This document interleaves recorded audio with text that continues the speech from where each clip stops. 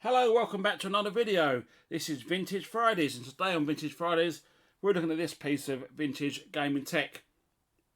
There we go, we got ourselves a quick shot straight Watara SuperVision. Now this was around about 92 this thing come out.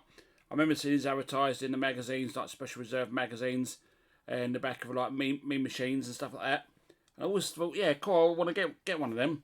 Those who are old enough to remember a television show called Bad Influence, Violet Berlin was always seen holding one of these, and you always saw people playing them. Now, the only game I've got with this one is this one here. It did used to come with a game called Crystball, which was like a breakout type claim, but I've got Carrier with mine. And mine came from the Luton and Dunstable Downs Amateur Radio Rally. The guy said it's probably going to lose money on it, but give me £2 for it. I thought, yeah, go on in, I'll have it for £2.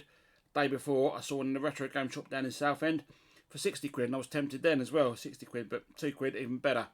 Here you got your buttons there, your A, your B, you've got your start and pause, select, the control pad. Knobbles there, that's the control pad. On the side, you got a COM socket there and a volume button, control. And the COM socket looks like a joystick port. You can't plug a joystick in there because nothing will happen.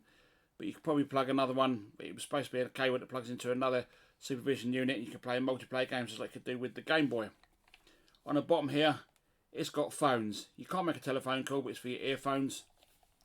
On the side, again, you've got your 6 volts DC, and you also got your contrast there. Now, when you do the volume on this, if you put the volume down, it goes louder. If you go up, it goes quieter. For some reason, it's the other way around. On top here, you've got your power button. Now, cartridges themselves, similar to Game Boy cartridges and Game Gear cartridges, and they will fit an actual Game Boy case. Cartridge case there, but it just exposes the contacts, which is not very good.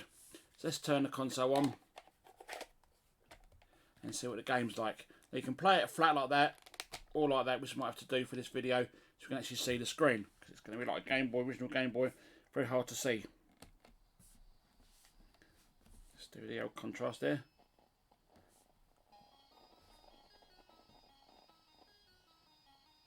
There we go, listen to that music. Oh, so that'll drive you crazy, it will. Let's turn it down a bit. So it says Carrier, push start key. Level 1, let's select level 1.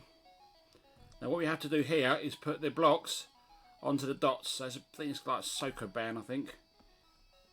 Like they came with a Crystball, but this one came with this one here.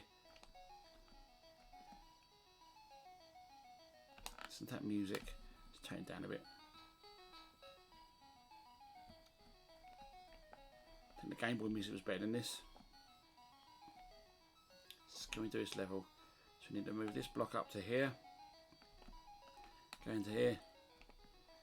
There we go.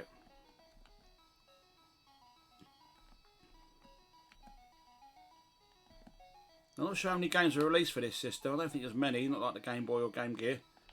There was a game on here apparently called Snake Roy. I'd like to play that, but shame they don't do flash cartridges for this. Maybe it wasn't popular enough to warrant a flash cartridge. I mean, there's flash cartridges now for Game Boy, Game Gear, Mega Drive, NES, Master System and so on. And I've got one for the TurboGrafx and the Master System and the N64. That contrast just changed. Let's go down.